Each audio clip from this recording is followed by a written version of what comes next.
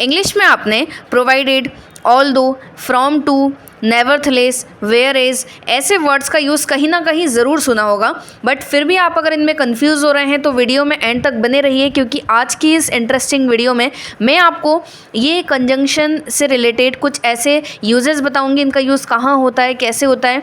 इन words का use करके आप अपनी स्पीकिंग को और भी ज़्यादा एट्रैक्टिव और भी ज़्यादा नेचुरल बना सकते हैं। बस वीडियो में एंड तक बने रहिए। चलिए वीडियो स्टार्ट करते हैं।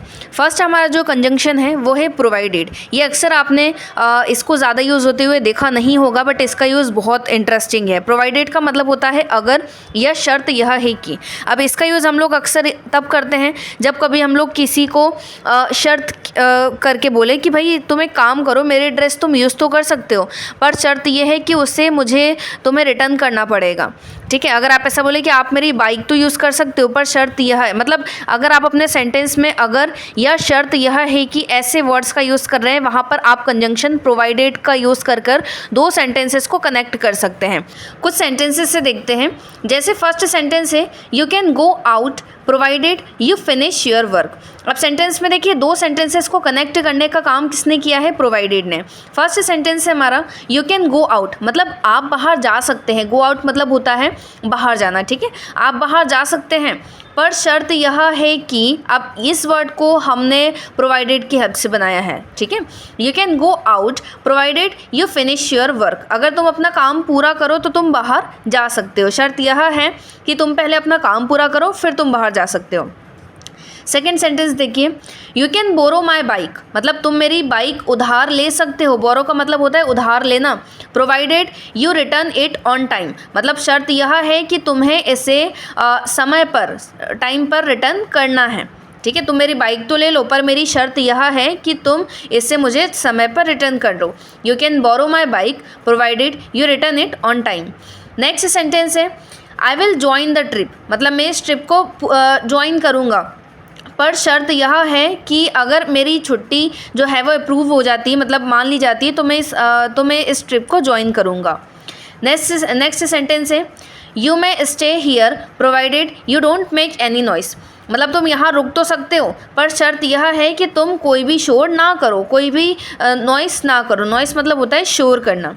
ठीक है, नेक्स्ट कंजंक्शन है ऑल्दो। ऑल्दो का मतलब होता है हालांकि या फिर भी, मतलब किसी भी काम होने के बाद में अगर आप ऐसे बोले ना कि भाई हालांकि ऐसा हुआ या फिर भी ऐसा किया, वहाँ पर आप ऑल्दो कंजंक्शन का यूज़ कर सकते हैं। सेंटेंसेस देखिए, ऑल्दो इट वॉज रेनिंग, मतलब हालांकि बारिश हो रही थी, वी वेंट आउट, फिर भी हम लोग बाहर गए। ठीक है, हालांकि बारिश हो रही थी पर हम लोग बाहर गए, we went out. Next sentence है, she smiled although she was tired, मतलब वह थकी हुई थी पर फिर भी उसने स्माइल की। यह सेंटेंस का आप ऐसा भी मतलब निकाल सकते हैं कि हालांकि वो थकी हुई थी पर उसने स्माइल किया, वह मुस्कुराई। नेक्स्ट सेंटेंस है, although the movie was long, मतलब हालांकि मूवी बहुत बड़ी थी, was too long but it was interesting, पर मूवी भाई इंटरेस्टिंग थी। हालांकि मान लेते हैं कि भाई मूवी बहुत बड़ी थी पर वो इंटरेस्टिंग थी। लास्ट सेंटेंस है, ऑल्दो शी स्टडीड हार्ड, मतलब हालांकि उसने मेहनत से पढ़ाई की थी, but she didn't pass her exam, उसने अपनी एग्ज़ाम को नहीं क्लियर कर पाई।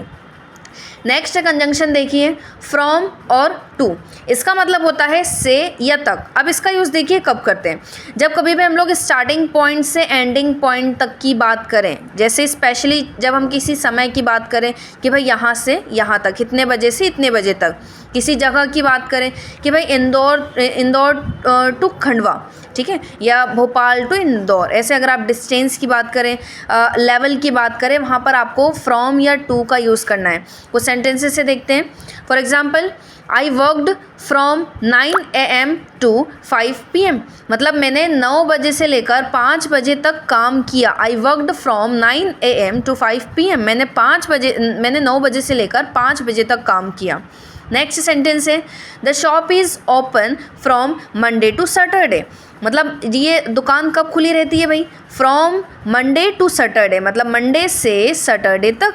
फ्रॉम और टू का यूज़ आप तब करेंगे जब आप स्टार्टिंग पॉइंट से एंडिंग पॉइंट तक की बात करें, बस इतना सा है। नेक्स्ट है भाई, चिल्ड्रन फ्रॉम एज 5 to 10, मतलब जो ऐसे बच्चे हैं जो कि जिनकी एज 5 से 10 साल तक के बीच में हैं वही इस क्लास को ज्वाइन कर सकते हैं। ओके, लास्ट सेंटेंस है the train runs from Delhi to Mumbai, मतलब ट्रेन जो है वो दिल्ली से मुंबई तक जाती है। नेक्स्ट कंजंक्शन की ओर बढ़ते हैं भाई, नेवरथलेस। नेवरथलेस का मतलब होता है फिर भी या इसके बावजूद भी। अब कुछ ऐसे स्टूडेंट भी होंगे जिनको नेवरथलेस और ऑल्दो के बीच में फ़र्क नहीं समझ में आता होगा, क्योंकि दोनों का मतलब जो है वो अक्सर सेम निकलता है, फिर भी या हालांकि। अब देखिए नेवरथलेस जो है वो सबसे पहले तो एक एडवर्ब है और ऑल्दो है वो कंजंक्शन है। अब नेवरथलेस जो है उसका मतलब होता है फिर भी। ये अक्सर तब यूज़ होता है जब सेंटेंस कंप्लीट होने के बाद में कोई कॉन्ट्रास्ट दिखाना हो, और कंजंक्शन जो है वो ऑल्दो है, इसका यूज़ होता है हालांकि। ये तब यूज़ होता है जब सेंटेंस कंप्लीट होने के बाद में दूसरा काम हुआ हो। ठीक है, नेवरथलेस का मतलब भी होता है फिर भी या इसके बावजूद भी। जैसे भाई उसने मुझे पार्टी में इनवाइट नहीं किया, बट इसके बावजूद भी मैंने उसकी पार्टी में गया या मैंने उसकी खुशियों में शामिल हुआ। इसके सेंटेंसेस देखिए, जैसे इट वॉज रेनिंग, भाई बारिश तो हो रही थी। Nevertheless they went for a walk, मतलब फिर भी या इसके बावजूद भी वो लोग घूमने गए। फॉर वॉक मतलब टहलने। ठीक है, नेक्स्ट सेंटेंस है he was tired nevertheless he finished his work, मतलब भाई वो थका तो हुआ था पर फिर भी या इसके बावजूद भी उसने अपना काम कंप्लीट किया। ही finished his work. Next sentence है द एग्ज़ाम वॉज टफ, मतलब भाई एग्ज़ाम टफ तो था पर इसके बावजूद भी उसने एग्ज़ाम अच्छे नंबर से पास किया। She passed with good marks. Last sentence है she had little experience nevertheless she got the job, मतलब उसके पास कम एक्सपीरियंस था किसी काम के बारे में, किसी चीज़ के बारे में, पर इसके बावजूद भी उसे जॉब मिल गई। She got the job.